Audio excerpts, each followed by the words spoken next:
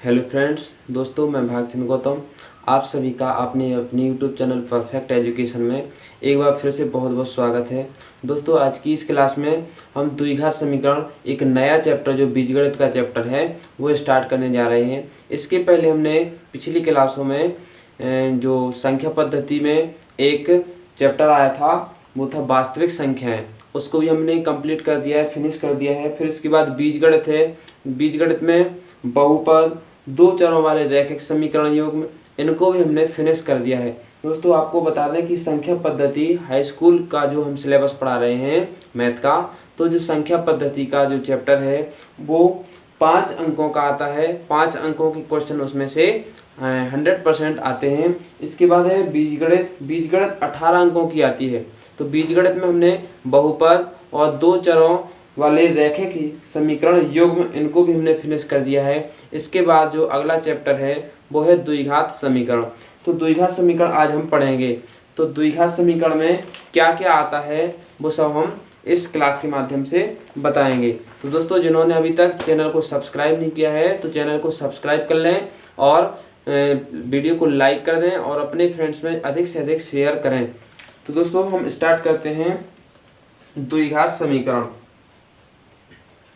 द्विघात समीकरण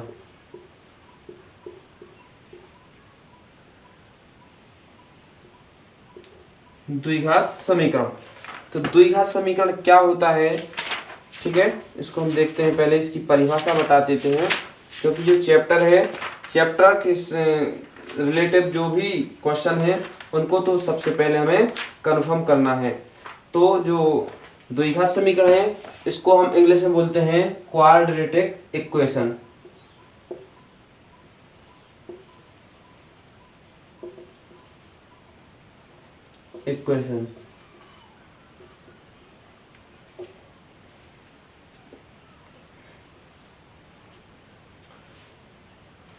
तो यहाँ पर देखते हैं द्विघात समीकरण होता क्या है। तो द्विघात समीकरण की परिभाषा पहले लिख लेंगे कि द्विघात समीकरण, पहले हम इसकी परिभाषा लिख लेते हैं, डेफिनेशन, ठीक। द्विघात समीकरण की लिखेंगे एक ऐसा समीकरण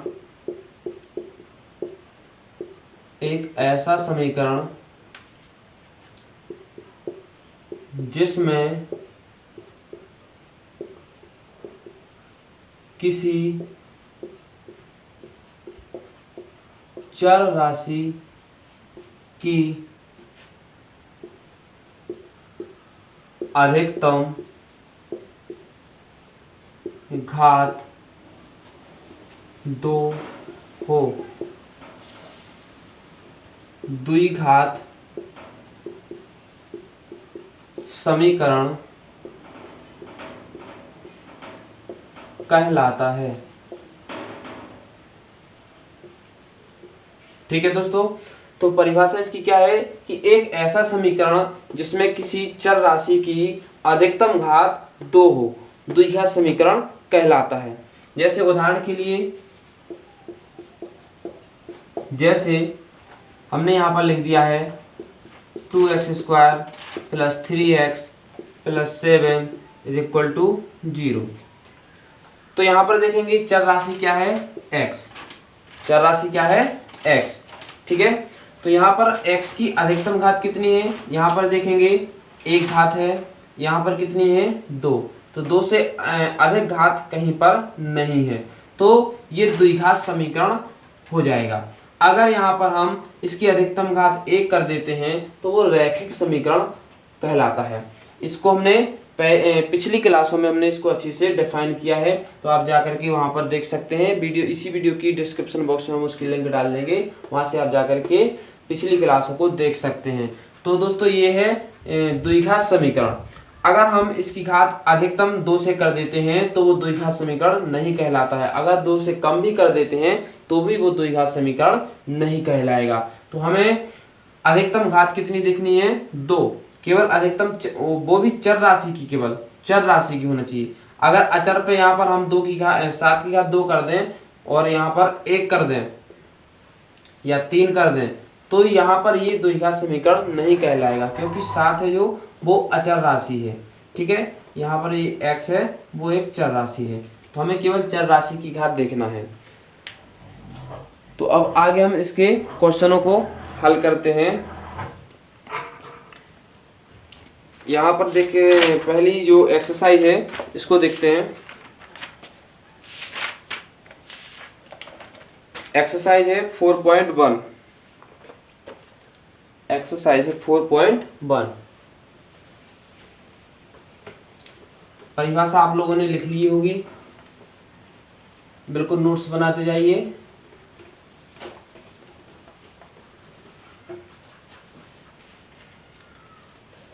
तो एक्सरसाइज है 4.1। एक्सरसाइज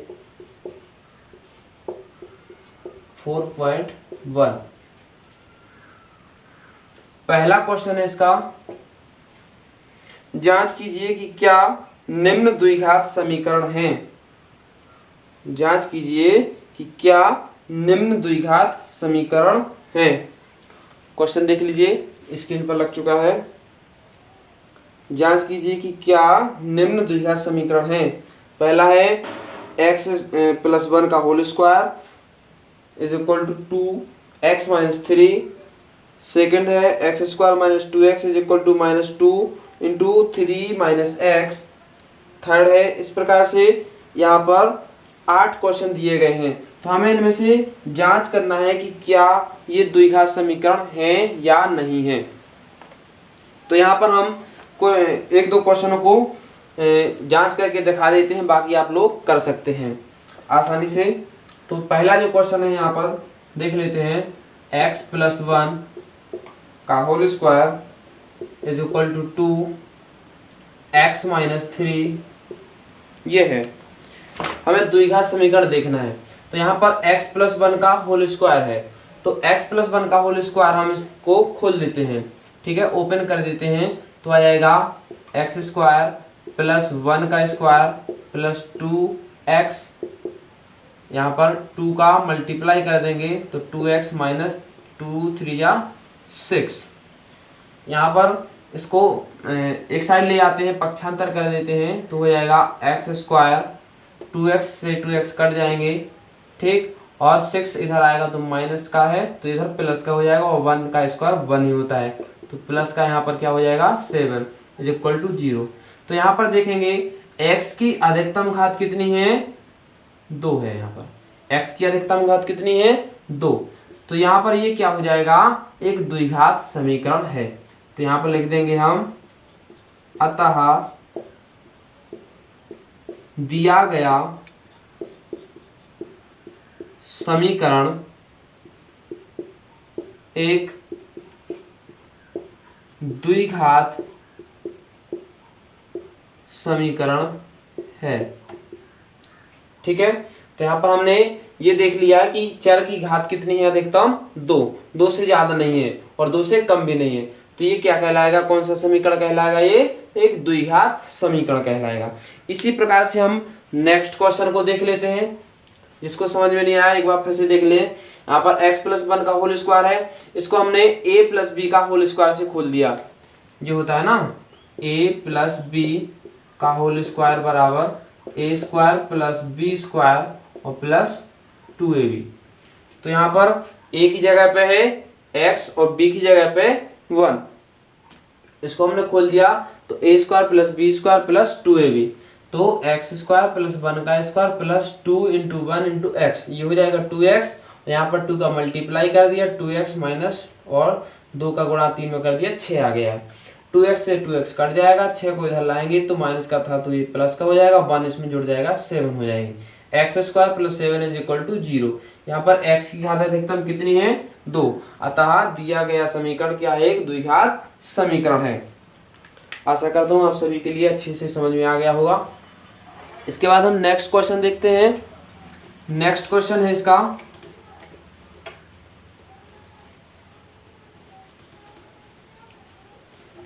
नेक्स्ट क्वेश्चन है जो लिखा है x² - 2x x square minus 2x is equal to -2 into 3 minus x, ये है।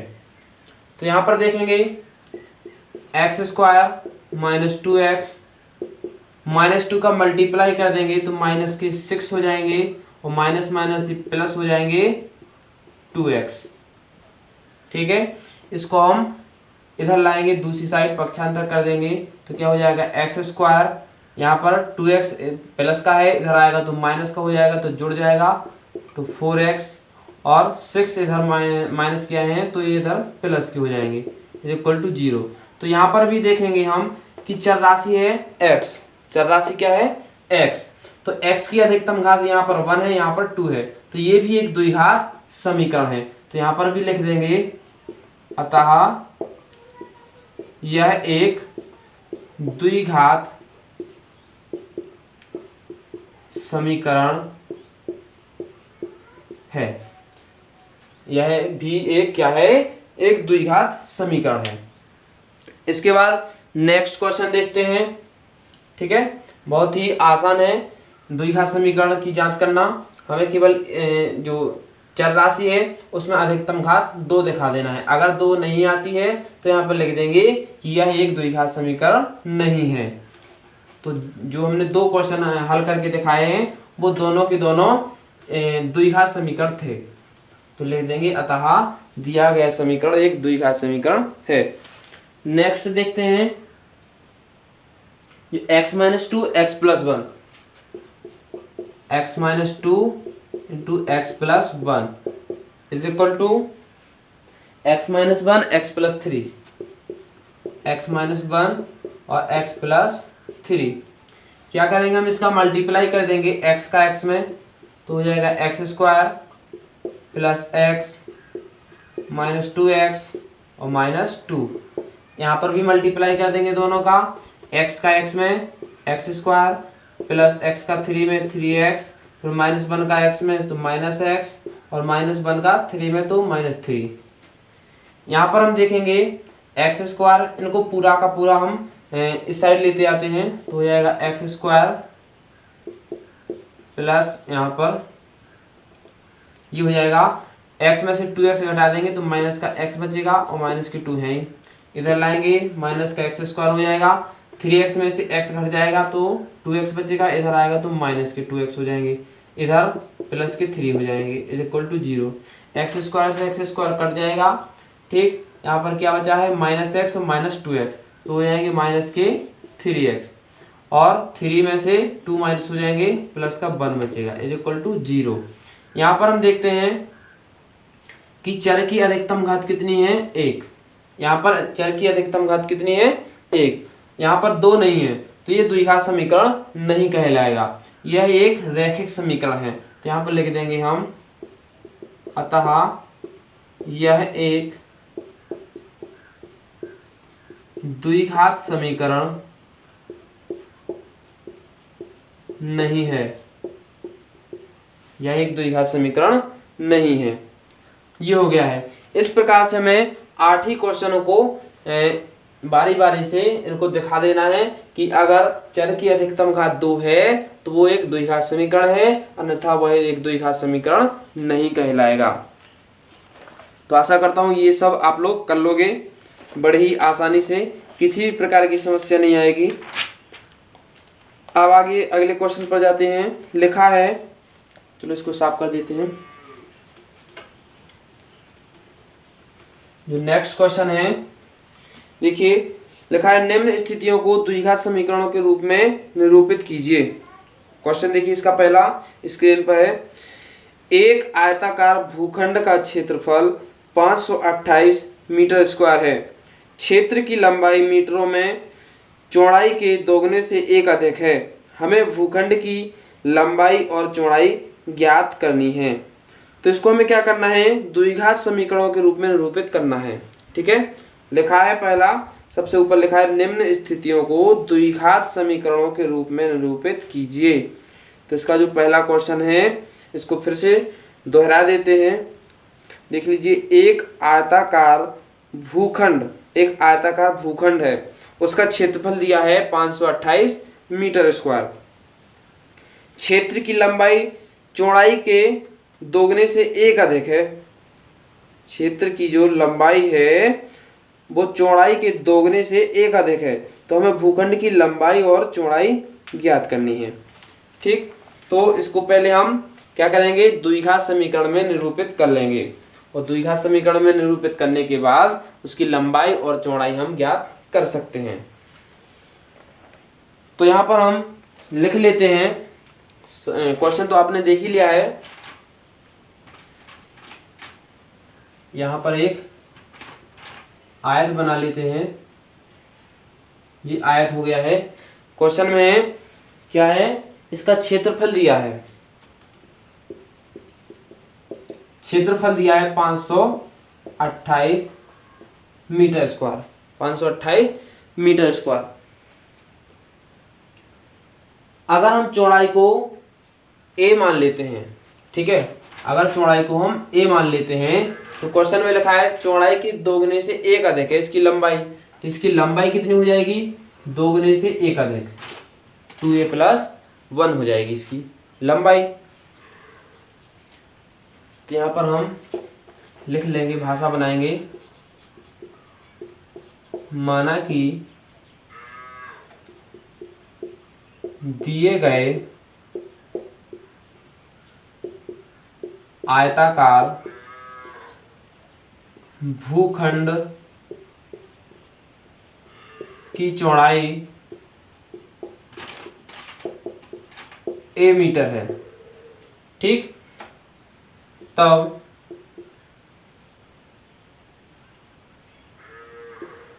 भूखंड की लंबाई बराबर हो जाएगी 2a + 1। ये कैसे पता है, प्रश्नानुसार। ठीक है, तो ये हो जाएगा 2a + 1, इसकी लंबाई हो जाएगी। ठीक, तो जैसा कि हम जानते हैं कि चूंकि आयत का क्षेत्रफल क्या होता है, आयत का क्षेत्रफल बराबर क्या होता है, यहाँ पर दिया है पहले तो 528, और आयत का क्षेत्रफल होता है लंबाई गुणे चौड़ाई, लंबाई गुणे चौड़ाई।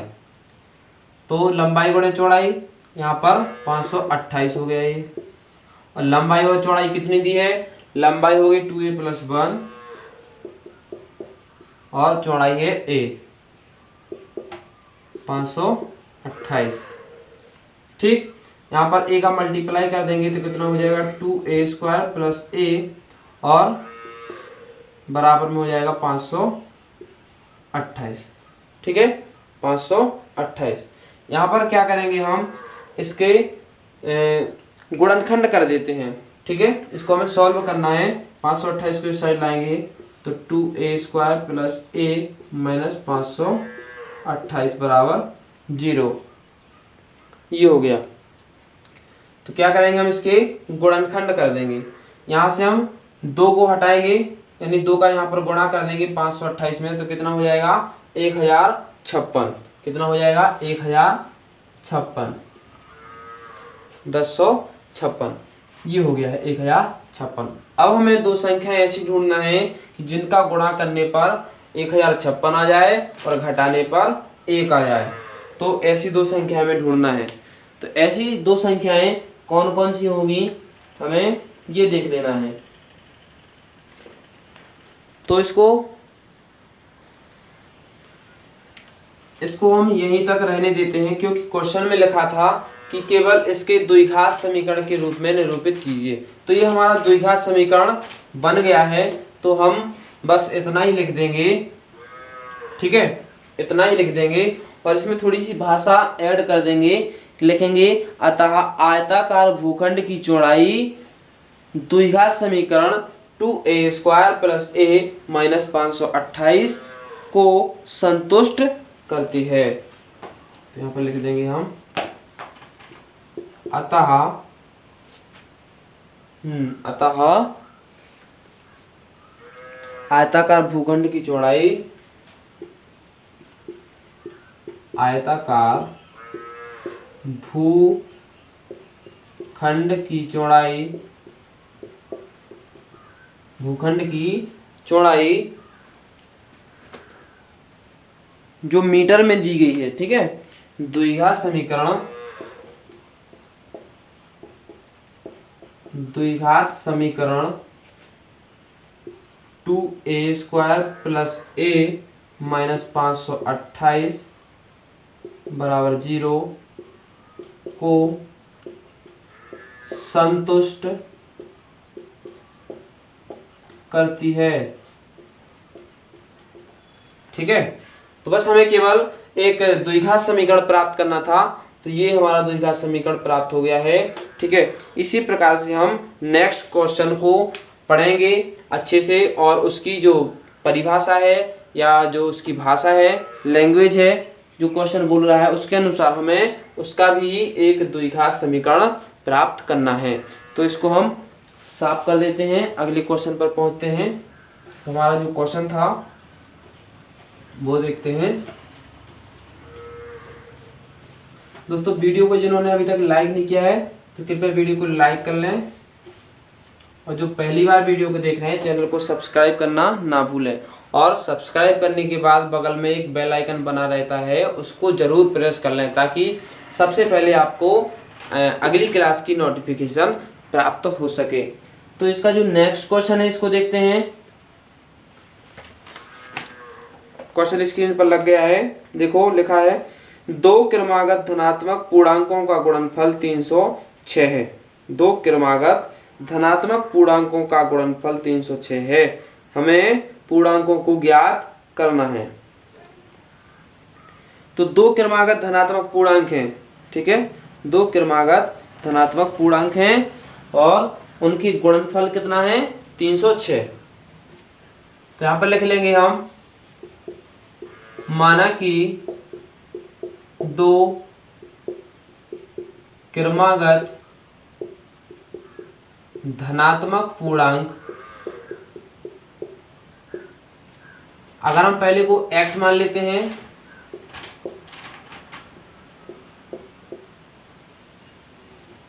तो दूसरा क्या हो जाएगा, x प्लस 1, क्योंकि क्रमागत है, क्रम से। जैसे पहली संख्या है तो उसके बाद कौन सी संख्या आएगी, उसमें 1 जुड़ जाएगी तभी तो आएगी। तो क्रमागत है तो हमने एक को x मान लिया, दूसरा x प्लस 1 है, ठीक। तो यहां पर लिख देंगे हम प्रश्नानुसार। प्रश्नानुसार प्रश्न क्या कह रहा है कि दोनों का गुणनफल कितना है, 306। तो लिख देंगे हम x into x plus 1 is equal to 306। 306 हो गया है। यहाँ पर हम इसका मल्टीप्लाई कर दें, यदि x का x में तो x² प्लस x का 1 में x, और 306 को इधर लाएंगे हम, माइनस का हो जाएगा, बराबर में 0।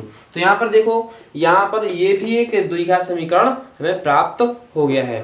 तो हमें यही निकालना था कि ये एक द्विघात समीकरण के रूप में निरूपित हो जाए। तो यहाँ पर भी हम लिख देंगे कि यह लघुत्तर धनात्मक पूर्णांक द्विघात समीकरण x² प्लस x माइनस 306 बराबर 0 को संतुष्ट करता है। बस लिख देंगे, ये भी हो जाएगा। इसके बाद अगला क्वेश्चन देखते हैं।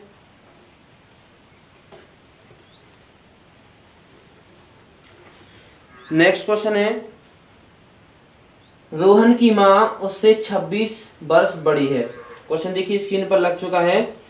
रोहन की मां उससे 26 वर्ष बड़ी है। उनकी आयु वर्षों में जो दी गई है का गुणनफल अब से 3 वर्ष पश्चात 360 हो जाएगा। हमें रोहन की आयु, वर्तमान जो आयु है उसको ज्ञात करना है। तो इसको हम देखते हैं, इसको कैसे लिखेंगे। रोहन की आयु तो एक चीज याद रखना कि जो चीज हमें निकालनी होती है उसी को हम मान करके चलते हैं। जैसे हमें रोहन की वर्तमान आयु निकालनी है तो हम रोहन की वर्तमान आयु को मान लेते हैं, कुछ भी मान लेते हैं, x मान लो चाहे a मान लो, तो यहाँ पर लिख देंगे माना कि रोहन की वर्तमान आयु a वर्ष है। रोहन की वर्तमान आयु कितनी है? a वर्ष है। तब रोहन की माँ की आयु कितनी होगी? तब रोहन की माँ की आयु कितनी हो जाएगी? रोहन की माँ की आयु हो जाएगी a प्लस 26, a प्लस 26 वर्ष हो जाएगी। क्यों? क्योंकि 26 वर्ष उसकी माँ बड़ी है, ठीक है, तो a प्लस 26 वर्ष हो जाएगी। तो 3 वर्ष पश्चात, 3 वर्ष पश्चात, 3 वर्ष पश्चात, तो 3 वर्ष पश्चात रोहन की आयु कितनी हो जाएगी? a प्लस 3 हो जाएगी और रोहन की माँ की आयु हो जाएगी a प्लस 26 प्लस 3 यानी a प्लस 29। तो ये हो जाएगी रोहन की आयु, रोहन की आयु कितनी हो जाएगी? a प्लस 3 वर्ष और ये हो जाएगी रोहन की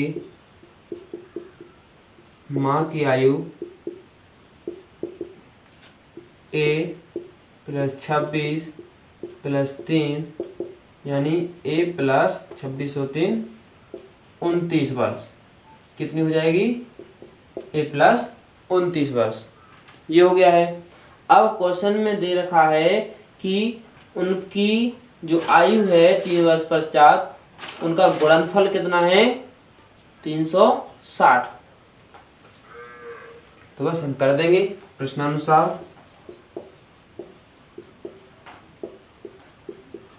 प्रश्नानुसार a प्लस 3 यानी रोहन की आयु और उसकी माँ की आयु कितनी है? a प्लस 29 और इनका गुणनफल कितना दे रखा है इन्होंने? 360।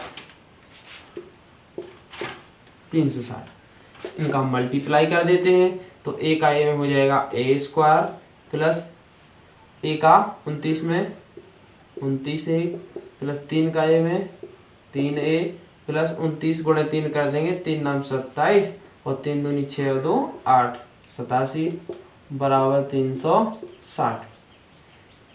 यहाँ पर कर देते हैं a स्क्वायर प्लस 29a और 3a, इनको जोड़ देंगे कितने हो जाएंगे? 32a और 87। यहाँ पर इसको हम लाएंगे प्लस का, ये 87 है और माइनस के हो जाएंगे 360 बराबर 0। तो हो जाएगा a स्क्वायर प्लस 32a और माइनस के हो जाएंगे 360 में से हम 87 घटा देते हैं तो कितने हो जाएंगे? 3 और 16 में से 9 घट जाएंगे, 7 बचेंगे, यहाँ पर 273 बराबर 0। तो ये भी एक क्या बन गया हमारा? एक द्विघात समीकरण बन गया। ये क्या बन गया? एक द्विघात समीकरण। बस हमें यही बनाना था, एक द्विघात समीकरण, ये बना दिया है। इसके बाद आगे की जो क्वेश्चन है, एक क्वेश्चन बचा है, ये आप लोग कर लेंगे। अगले क्वेश्चन पर बढ़ते हैं। अच्छा, ये इसका क्वेश्चन पूरा खत्म हो गया है, ये अभ्यास समाप्त हो गई। नेक्स्ट एक्सरसाइज पर चलते हैं। इसकी जो नेक्स्ट एक्सरसाइज है इसको देखते हैं। इसको जिसको दिक्कत है इसमें समझने के लिए एक बार फिर से देख लेते हैं। लिखा है माना कि रोहन की वर्तमान आयु a वर्ष है। हमने रोहन की वर्तमान आयु कितनी मान ली है? a वर्ष। आप चाहें तो x मान सकते हैं, y भी मान सकते हैं, कोई भी चर राशि मान सकते हैं। तब रोहन की माँ की आयु कितनी है, a+26 वर्ष। क्योंकि क्वेश्चन में लिख रखा है कि रोहन की माँ की आयु रोहन की वर्तमान आयु से 26 वर्ष अधिक है या 26 वर्ष बड़ी है, तो यहाँ पर हो जाएगा उसकी माँ की आयु कितनी हो जाएगी, a+26 वर्ष। फिर लिखा है 3 वर्ष बाद रोहन की आयु कितनी हो जाएगी, ए तो वर्तमान थी, 3 वर्ष बाद हो जाएगी a+3 वर्ष। तो रोहन की माँ की आयु कितनी हुई, वर्तमान ये थी a+26, 3 साल और जोड़ जाएंगे a+29 हो जाएगी। अब क्वेश्चन में लिखा है दोनों की 3 वर्ष बाद आयु का अगर गुणा करें तो उनका योग कितना है, गुणा करने पर कितना आएगा उसका गुणनफल 360।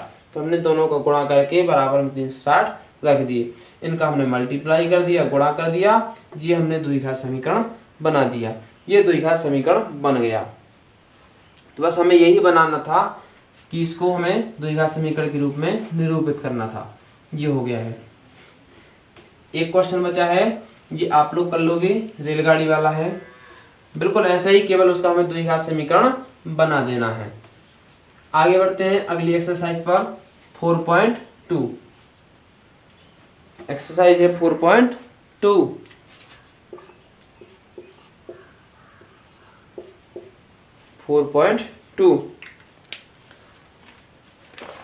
इसका पहला क्वेश्चन है, गुणनखंड विधि से निम्न द्विघात समीकरणों के मूल ज्ञात कीजिए। ठीक है, मूल ज्ञात कीजिए। तो मूल ज्ञात करना है। ठीक है, मूल ज्ञात करने के लिए हम क्या करते हैं, मूल हमने पिछली क्लासों में जो बहुपद वाला चैप्टर चल रहा था, जब वहां पर हमने बताए थे, एक शब्द आया था मूल और शून्यक। इस पर हमने क्वेश्चन भी किया था कि शून्यक जो शब्द है इसको दूसरे शब्दों में क्या कह सकते हैं, तो वो कह सकते हैं मूल। क्या कह सकते हैं, मूल। शून्यक और मूल एक ही चीज है। अगर मूल लिखा है तो हम जो x और y यानी जो चर राशियों के मान है, द्विघात समीकरण हो और चाहे रैखिक समीकरण हो, चाहे चतुर्घात समीकरण हो, चाहे त्रिघात समीकरण हो, कोई भी समीकरण हो, उनमें से हमें x यानी चर राशियों के मान निकालने होते हैं, वही हो जाते हैं उनके शून्यक या मूल होते हैं। तो हम एक्सरसाइज पर चलते हैं, उसमें क्वेश्चनों के आधार पर हम आपको अच्छे से समझा पाएंगे। क्वेश्चनों से, उदाहरणों से बहुत जल्दी समझ में आता है। जैसे लिखा है, पहला क्वेश्चन है इसका,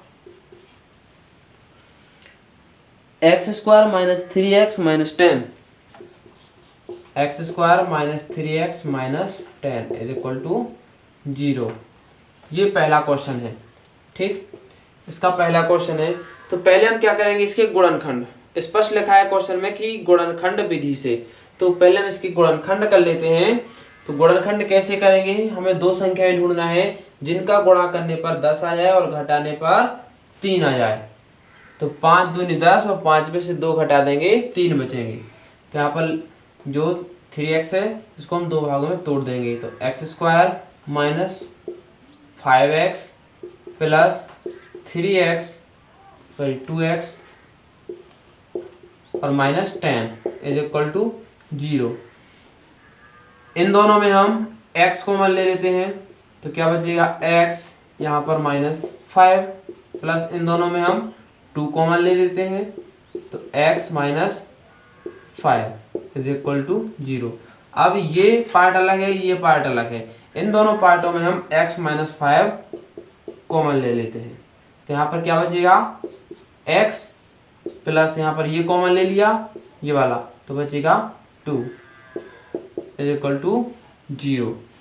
तो यहाँ पर देखेंगे x - 5 और x + 2 = 0 है। ठीक, तो यहाँ पर यदि हम x - 5 को 0 के बराबर रख दें तो x का मान कितना आएगा, 5। ठीक, फिर यदि x + 2 को हम 0 के बराबर रख दें, x + 2 को अगर 0 के बराबर रख दें तो कितना हो जाएगा, x = -2। तो x के 2 मान प्राप्त हुए हमें। ठीक है, x के 2 मान प्राप्त हुए हैं। तो जो 2 मान प्राप्त हुए हैं लिख देंगे x = -2 और 5 ये आ गए हैं। ठीक, तो ये क्या है, इस द्विघात समीकरण के मूल हैं। क्या है, द्विघात समीकरण के मूल हैं। ये द्विघात समीकरण के मूल हो जाएंगे। ठीक, अब इनको हम चाहें तो इसका सत्यापन भी कर सकते हैं। सत्यापन कैसे करेंगे कि अगर हम इस समीकरण में x बराबर 5 रख दें या x बराबर -2 रख दें तो पूरा समीकरण शून्य हो जाएगा। ठीक है, चलो इसको हम सत्यापित करके भी बता देते हैं। हमारे जो दो मूल हैं -2 और 5, इनको हम यहाँ पर रख के बता देते हैं। यहाँ पर लिख लेते हैं मूल क्या थे हमारे, x बराबर -2 और 5। तो यहाँ पर x बराबर अगर हम सत्यापन में लिख दें, सत्यापन करते हैं इसका, यदि x बराबर -2 हो, ठीक है, x बराबर -2 रख रहे हैं यदि इसमें, तो कितना हो जाएगा, -2 का होल स्क्वायर -3 इंटू एक्स की जगह पे -2 और -10 बराबर 0। तो -2 का स्क्वायर करेंगे कितना आएगा, 4, माइनस और माइनस का गुणा होगा तो प्लस हो जाएगा, 3 दूनी 6। ठीक, और यहाँ पर -10 है बराबर 0। तो 6 और 4 ये दोनों प्लस प्लस के जुड़ जाएंगे और -10 है बराबर 0। तो 10 में से 10 चला जाएगा, 0 आ जाएगा। तो यहाँ पर देखेंगे कि जब हमने x बराबर -2 रख दिया तो द्विघात समीकरण का मान कितना आ गया, 0 आ गया। इसी प्रकार से हम x बराबर 5 रख दें। यदि x बराबर 5 हो तो 5 का स्क्वायर -3 गुणे 5 -10। तो 5 का स्क्वायर कितना होता है, 25 -3 5 15 और -10। तो 25 माइनस के 15 है, माइनस के 10 है, तो माइनस के ये भी 25 हो जाएंगे। बराबर में 0 था, 0 ले लेंगे, 25 में से 25 घट जाएंगे, 0 आ गया। तो यहाँ पर देखते हैं ये सत्यापित भी हो गया है कि हमने जो x के दो मान निकाले थे, यानी हमने जो दो मूल निकाले थे, शून्यक निकाले थे, वो क्या थे, -2 और 5।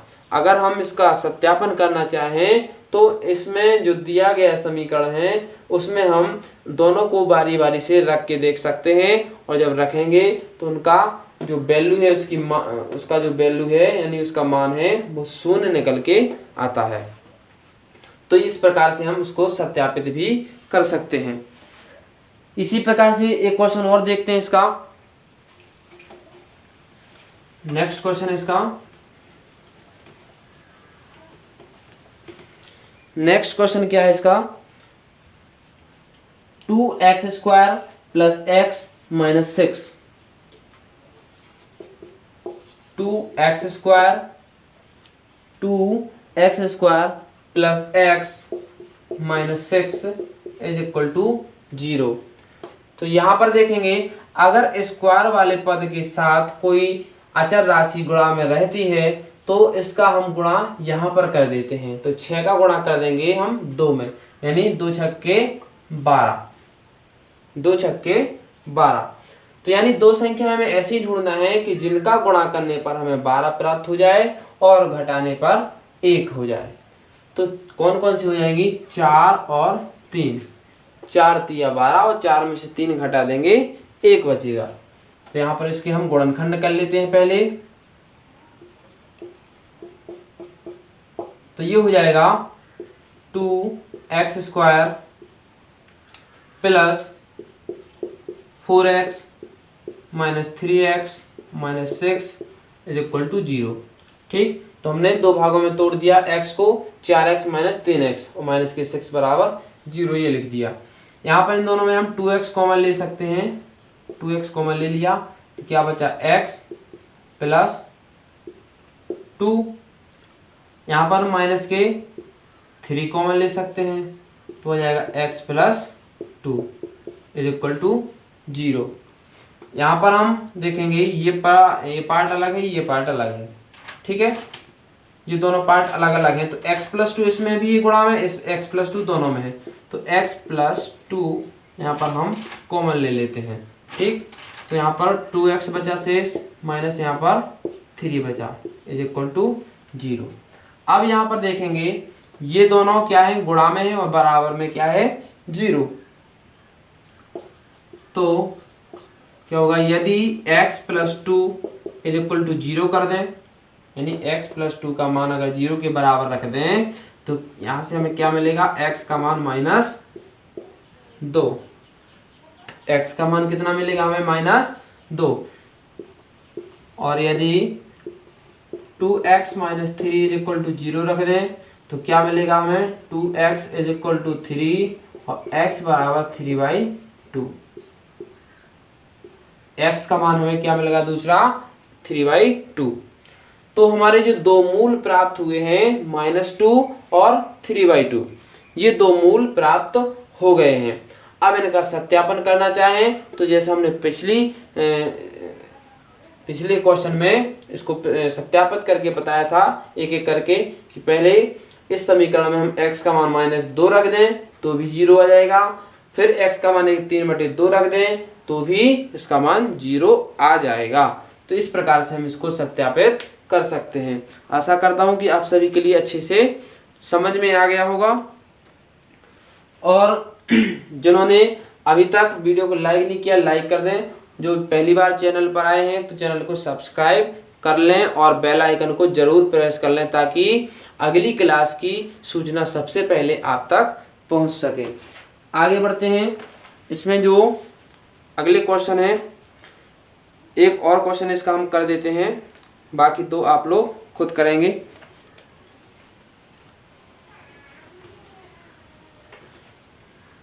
इसको साफ कर देते हैं। क्वेश्चन है √2, क्वेश्चन है √2x² + 7x + 5 √2 is equal to 0। ये है। तो हमने अभी पिछले क्वेश्चन में बताया था कि अगर स्क्वायर वाले पद के साथ कोई अचर राशि होती है तो उसका गुणा हम कहाँ पर कर देते हैं, पीछे वाली चर राशि में। तो अचर राशि में गुणा कर दें हम, तो √2 और √2 का गुणा होगा तो क्या हो जाएगा, √2 का होल स्क्वायर, यानी रूट हट जाएगा, 2 बचेगा, और 2 का फिर 5 में हो जाएगा तो 10 हो जाएंगे। कितने हो जाएंगे, 10। अब हम दो संख्याएं ऐसी ढूंढेंगे कि जिनका गुणा करने पर हमें मिल जाए 10 और जोड़ने पर मिल जाए 7।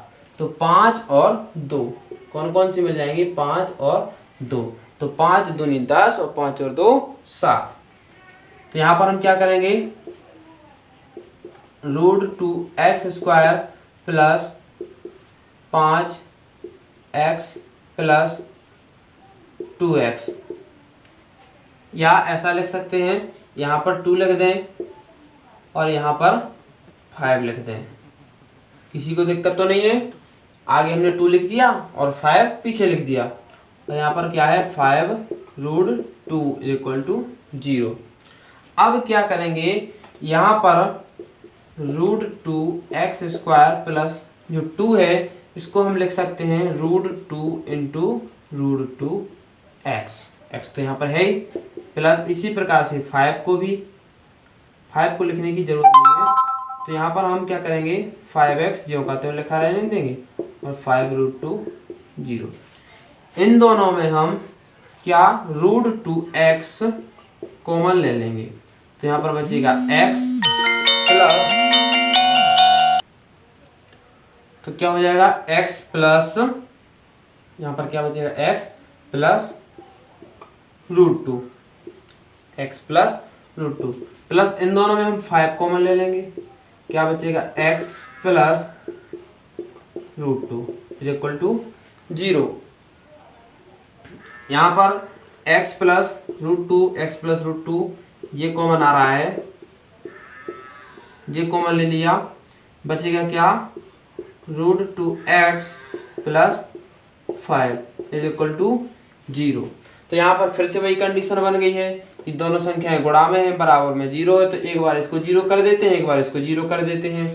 तो लिख देंगे हम, यदि x + √2 = 0, ठीक, तो x बराबर कितना आ जाएगा, -√2 जी आ गया। फिर यदि √2x + 5 = 0, तो कितना आ जाएगा, √2x = -5 और x बराबर -5/√2, ये आ जाएगा x का मान। ठीक है, जी आ गया। तो ये दो हमें मूल प्राप्त हो गए हैं। अब इन दोनों मूलों की सहायता से हम इसका सत्यापन कर सकते हैं कि एक एक करके x का मान रख देंगे, पहले -√2 और फिर -5/√2। तो दोनों स्थितियों में द्विघात समीकरण का जो मान आएगा वो 0 आएगा। दोनों की जो वैल्यू आएगी वो कितनी आएगी, 0 आएगी। तो देखते हैं, इसी प्रकार से आप इसको पूरा कर सकते हैं। 2 क्वेश्चन छोड़ रहे हैं, इनको आप खुद करेंगे, इसका सत्यापन भी करना है और आपके लिए इसके दोनों मूल प्राप्त करना है। इसका जो नेक्स्ट क्वेश्चन है, लिखा है NCERT पाठ्य पुस्तक की पृष्ठ 79 पर दिए गए उदाहरण 1 में दी गई समस्याओं का हल कीजिए। दी गई समस्याओं का हल कीजिए। तो यहाँ पर देख लेते हैं, बुक को हम पीछे पलट के देखेंगे। 79 पेज नंबर पर लिखा है, क्वेश्चन लिखा है, क्या लिखा है, इसको पढ़ेंगे। जो कंचों वाला है इसको आप कर सकते हैं। वैसे ये ऐसा ही है, द्विघात समीकरण बनाना है और द्विघात समीकरण बना के इसके हमें क्या निकालना है, उनके मूल निकालना है। बस वही मूल निकाल लेंगे, वही आ जाएगा। तो कोई कठिन बात नहीं है, आसानी से आप कर सकते हैं। आगे अगला क्वेश्चन देखते हैं। तीसरा क्वेश्चन काफ़ी इम्पोर्टेंट है, इसको देख लेते हैं। दोस्तों ये चैप्टर है जो ये बहुत ही इम्पोर्टेंट है। द्विघात समीकरण वाला ये चैप्टर बहुत ही इम्पोर्टेंट है। इसमें से 100% 2 से 3 क्वेश्चन आते हैं। ठीक है, तो हमें बिल्कुल किसी प्रकार से कोई कमी नहीं छोड़ना है कि जिससे हम ये कह सकें कि हमने अच्छे से इसको लगाया नहीं है। क्वेश्चन में किसी भी प्रकार का आ जाए द्विघात समीकरण से, तो हमें बिल्कुल 100% सिक्योर इसको कर देना है।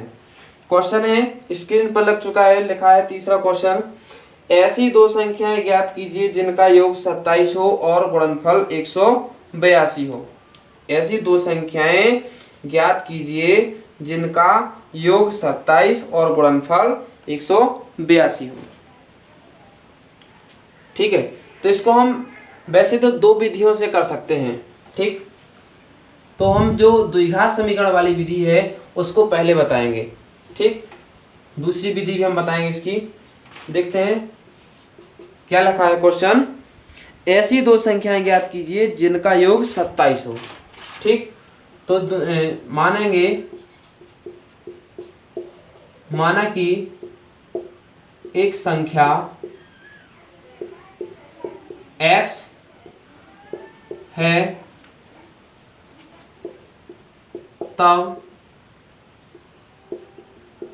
दूसरी संख्या क्या मान सकते हैं, दोनों का योग कितना था, 27, तो दूसरी हम 27 - x मान सकते हैं, क्योंकि दोनों का योग कितना है, 27। तो जब हमने एक संख्या x मान ली है तो दूसरी संख्या 27 - x हो जाएगी। जैसे अगर हम मान लें कि 4 और 3 2 संख्याएं हैं, इन दोनों को अगर जोड़ दें कितना हो रहा है, 7।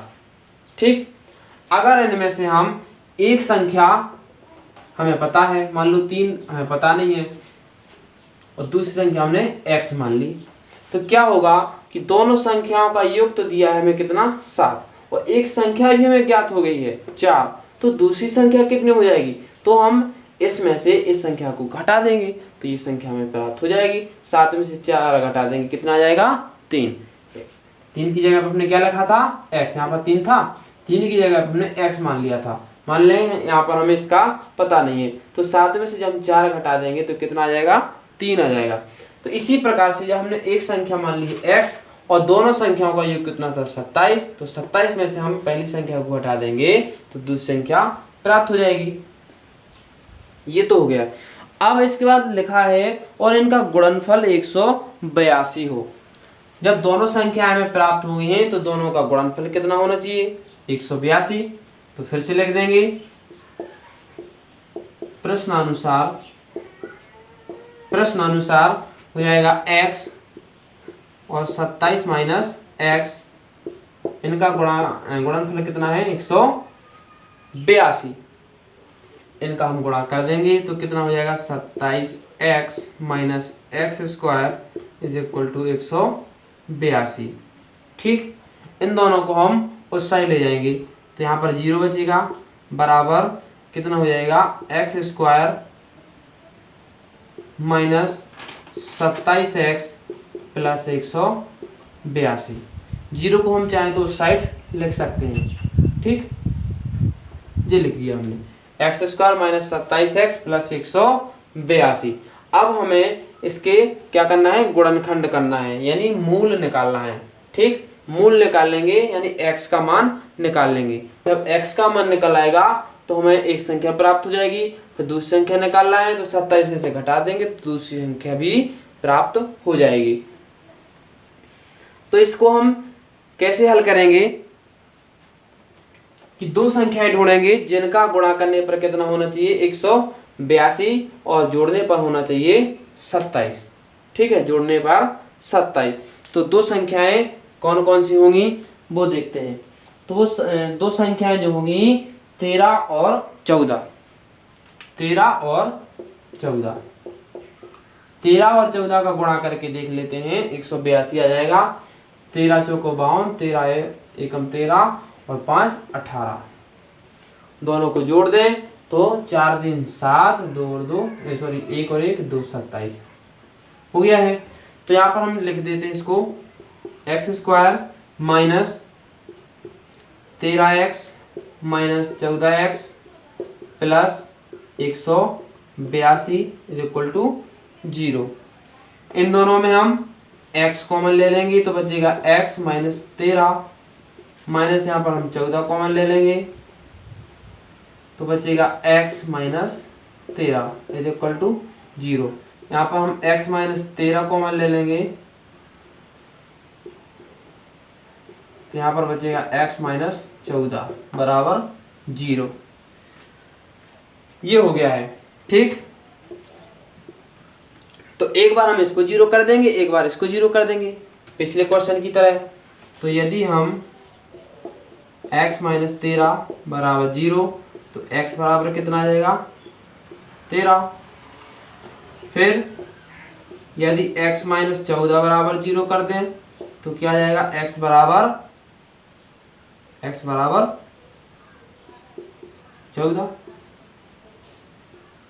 तो यहां पर हम दो संख्याएं ले सकते हैं। ठीक है, तो x का मान 13 आ गया, x का मान 14 आ गया। यानी दो संख्याएं ऐसी हो सकती हैं कि जिनका जोड़ कितना आएगा 27 और उनका गुणनफल आएगा 182। तो दोनों संख्याएं हमें प्राप्त हो गई हैं। कैसे? अगर हम x का मान 13 मान लें, x का मान 13 मान लें तो दूसरी संख्या कितनी हो जाएगी? पहली संख्या अगर हम 13 मान लें तो दूसरी संख्या 14 अपने आप आ जाएगी। और अगर पहली संख्या को 14 मान लें तो दूसरी संख्या भी 13 आ जाएगी। कैसे देखते हैं। जैसे हमने पहली संख्या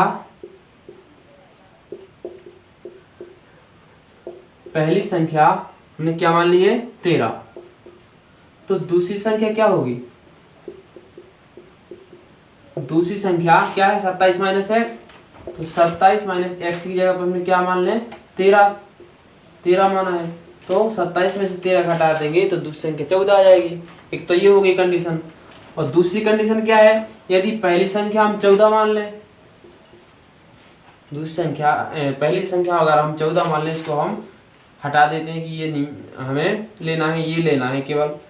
तो x बराबर जब हम 14 रख देंगे तो 27 में से भी तो 14 घटेंगे, तो यहाँ पर कितने बचेंगे, 13। तो हम किसी को भी ले सकते हैं, पहली संख्या को किसी को भी मान सकते हैं। तो इस प्रकार से हमने दो संख्याएं प्राप्त कर ली हैं। तो यहाँ पर लिख देंगे अतः दो संख्याएं या दो अभीष्ट संख्याएं 13 व 14 हैं, जिनका योग 27 तथा गुणनफल 182 है। बस इतना लिख देंगे, आपका आंसर बिल्कुल सही, 100% फुल में फुल मार्क्स मिलेंगे। किसी प्रकार की कोई संदेह वाली बात नहीं होगी, बिल्कुल फुल में फुल मार्क्स मिलेंगे। तो ये हो गया है, ठीक है। इसी प्रकार से ये बहुत ही इम्पोर्टेंट क्वेश्चन है द्विघात समीकरण के। ये क्वेश्चन कंपटीशन लेवल पर भी पूछे जाते हैं।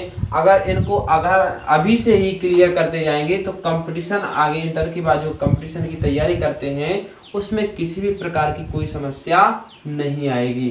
तो दोस्तों ये वीडियो अच्छे से जितना हो सके जितने दोस्तों में शेयर कर सको उतना शेयर कीजिए, ताकि हमारा जो YouTube परिवार है वो और अधिक बढ़ सके। अपना जो चैनल है परफेक्ट एजुकेशन, उसमें अधिक से अधिक लोग शामिल हो सकें। आगे बढ़ते हैं अगले क्वेश्चन की ओर। लिखा है चौथा क्वेश्चन, देखिए स्क्रीन पर, दो क्रमागत धनात्मक पूर्णांक ज्ञात कीजिए। दो क्रमागत धनात्मक पूर्णांक ज्ञात कीजिए जिनके वर्गों का योग 365 हो।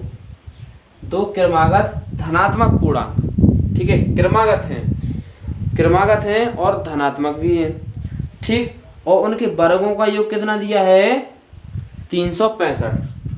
तो देखते हैं, लिखेंगे हम, माना कि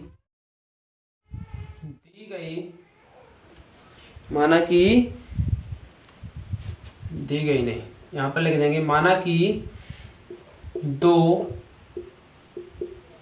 क्रमागत धनात्मक पूर्णांक क्या है, x व x+1 है। ठीक है, पहले हमने x मान ली, दूसरी क्रमागत क्या हो जाएगी, x+1 हो जाएगी। ठीक, तो प्रश्न क्या कह रहा है, प्रश्नानुसार दोनों के वर्गों का योग कितना है, 365। तो लिख देंगे हम x² + x+1 का होल स्क्वायर बराबर 365। तो यहाँ पर देखेंगे x² प्लस, अब x+1 का होल स्क्वायर है तो a + b का होल स्क्वायर, इससे इसको खोल देते हैं तो हो जाएगा x² + 1 का स्क्वायर प्लस 2x = 365। ठीक है, तो यहाँ पर देखेंगे x² जुड़ जाएंगे, कितने हो जाएंगे, 2x², ठीक, प्लस 2x और प्लस इसका 1 और 365 को इधर लाएंगे तो ये 1 घट जाएगा, यानी ऐसा कर लो भी, बराबर 0। तो ये हो जाएगा 2x² + 2x और -364 बराबर 0। ठीक है, तो यहाँ पर देखेंगे 2 का सभी में गुणा है, तो हम क्या करेंगे, 2 का पूरे में भाग दे देंगे। ठीक है, तो 2 का भाग दे देंगे तो हो जाएगा x² प्लस x माइनस, इसमें 2 का भाग दे दें, 2 एकम 2, 2 अट्ठी 16, 2 दूना 4 बराबर 0। अब ये हमें एक द्विघात समीकरण प्राप्त हो गया है, x² + x - 182। इसके हम क्या कर लेंगे, गुणनखंड कर लेंगे। क्या कर लेंगे, गुणनखंड। तो गुणनखंड करेंगे, हमें दो संख्या ऐसी ढूंढना है कि जिनका गुणा करने पर 182 आ जाए और घटाने पर 1 आ जाए। कौन कौन सी, कि जिनका गुणा करने पर 182 और घटाने पर 1 आ जाए। तो अभी हमने पिछले क्वेश्चन में दो संख्याएं देखी थी, 13 और 14।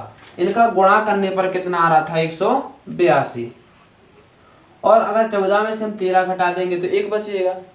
ठीक है, अभी हमने 13 और 14 को जोड़ा था तो 27 हो गया था। 14 में से 13 घटा देंगे 1 बचेगा। तो यहाँ पर इसको लिख देते हैं x² प्लस, अब चूंकि यहाँ पर प्लस में संख्या है तो बड़ी संख्या को हम पहले लिखेंगे, ठीक, और माइनस 13x और माइनस 182 बराबर 0। ये हो जाएगा x², सॉरी यहाँ पर हम x कॉमन ले लेते हैं तो बचेगा x प्लस 14 यानी 14 माइनस यहाँ पर 13 कॉमन ले लेंगे तो क्या हो जाएगा, x plus 14 is equal to 0। यहाँ पर x प्लस 14 कॉमन हो जाएगा, x माइनस 13 ये आ जाएगा बराबर 0। अब यहाँ से फिर से वही हम x के मान निकाल लेंगे। दो कंडीशनें बन गई हैं, एक बार इसको 0 कर देंगे, एक बार इसको 0 कर देंगे, x के दो मान प्राप्त हो जाएंगे। यदि x प्लस 14 बराबर 0 कर दें तो x बराबर कितना आ जाएगा, माइनस 14। ठीक, यहाँ पर फिर लिखेंगे यदि x माइनस 13 बराबर 0 तो x बराबर आ जाएगा 13। तो अब यहाँ पर हम x का कौन सा मान लेंगे। अभी पहली कंडीशन थी इसके पहले क्वेश्चन में कि दोनों प्लस प्लस में आ रहे थे, ठीक, तो हम किसी भी संख्या को ले सकते थे। लेकिन यहाँ पर हमने क्या माना है, माना कि दो क्रमागत धनात्मक, क्या है, धनात्मक, तो हमें धनात्मक पूर्णांक लेना है x का मान। तो यहाँ पर ये देखेंगे x का मान ये क्या है, ऋणात्मक है। क्या है, ऋणात्मक। ये है धनात्मक, क्या है, धनात्मक है। तो ऋणात्मक हमें नहीं लेना है, केवल धनात्मक लेना है। तो हम x का मान क्या लेंगे, 13 ले लेंगे, ये नहीं लेंगे। तो x का मान जब हम 13 लेंगे तो पहली जो संख्या आएगी 13 आ जाएगी और दूसरी संख्या क्या है, x प्लस 1 यानी 13 प्लस 1 बराबर 14। तो कौन कौन सी हो गई, 13 और 14। तो दो क्रमागत संख्याएं हमें प्राप्त हो गई हैं, 13 और 14, दोनों क्रम से भी हैं, 13 के बाद 14 आती है। अब दोनों का हम वर्ग करके जोड़ भी सकते हैं। 13 का वर्ग कितना होता है, 169 और 14 का होता है 196। जोड़ के हम देख सकते हैं 365 आ जाएगा। 9 और 6 15 और 9 और 6 15 और 1 16 और 2 1 और 1 2 और यहाँ 1 हासिल 3, ये 365 जुड़ने पर भी हो गया है। तो इस प्रकार से हम इसका सत्यापन भी कर सकते हैं। तो ये हमें क्या मिल गया है, x के मान मिल गए हैं। x का मान हमने कौन सा माना है, 13, क्योंकि 14 नहीं ले सकते हैं क्योंकि 14 माइनस में है, ऋणात्मक है। तो x का मान हम कौन सा लेंगे, धनात्मक, x का मान 13। तो जब x का मान 13 हो गया है तो एक संख्या 13 हो गई, दूसरी संख्या x प्लस 1 है यानी 13 प्लस 1, दूसरी संख्या क्या आ जाएगी, 14। तो 13 और 14 दो क्रमागत धनात्मक पूर्णांक होंगे। तो यहाँ पर हम लिख सकते हैं, अतः दो क्रमागत धनात्मक पूर्णांक 13 और 14 हैं। सत्यापन भी कर सकते हैं, ठीक है। x का मान हम 13 रख देंगे, ठीक, x का मान यहाँ पर हम रख देंगे इस वाले समीकरण में, x का मान 13, तो इसका मान कितना हो जाएगा, 0 आ जाएगा। कितना आ जाएगा, 0 आ जाएगा। इसके बाद नेक्स्ट क्वेश्चन है, नेक्स्ट क्वेश्चन इसका, एक समकोण त्रिभुज की ऊंचाई उसके आधार से 7 सेंटीमीटर कम है। इसको साफ कर दें पहले।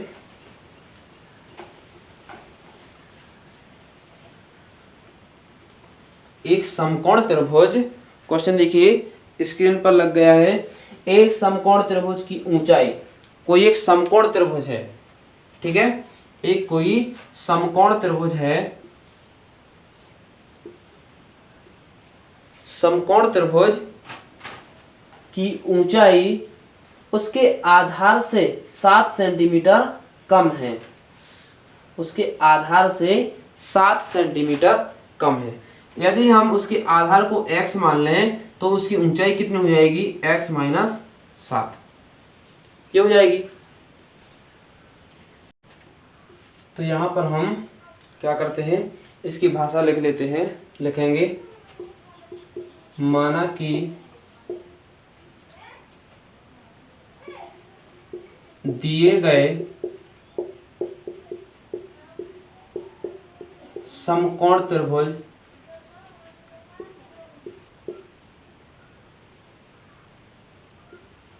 के आधार की लंबाई x मीटर, ये देख लेंगे काय में, सेंटीमीटर में है, तो x सेंटीमीटर, तब ऊंचाई कितनी हो जाएगी, x माइनस 7 सेंटीमीटर, ठीक है। इसका कर्ण दिया है 13 सेंटीमीटर। इसको हम यहाँ पर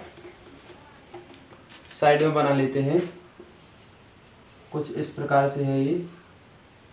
यहाँ पर इसको हमने x मान लिया तो ये x माइनस 7 हो जाएगा, ये यहाँ पर 13 दिया है। तो समकोण त्रिभुज में एक कंडीशन होती है, समकोण त्रिभुज में स्थिति क्या होती है कि कर्ण स्क्वायर बराबर लंब स्क्वायर प्लस आधार स्क्वायर।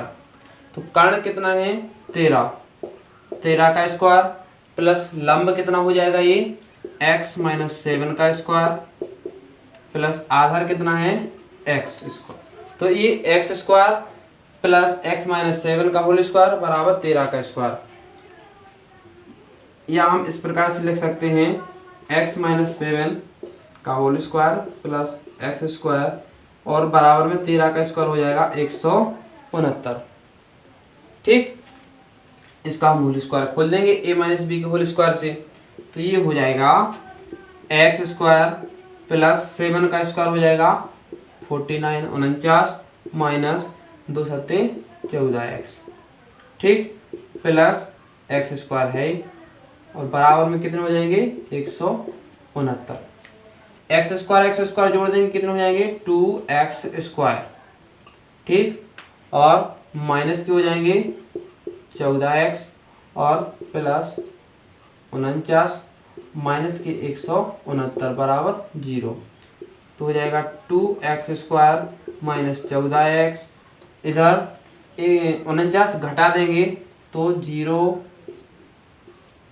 और 6 में से 4 घट जाएंगे, 2 बचेंगे और 120 बराबर 0।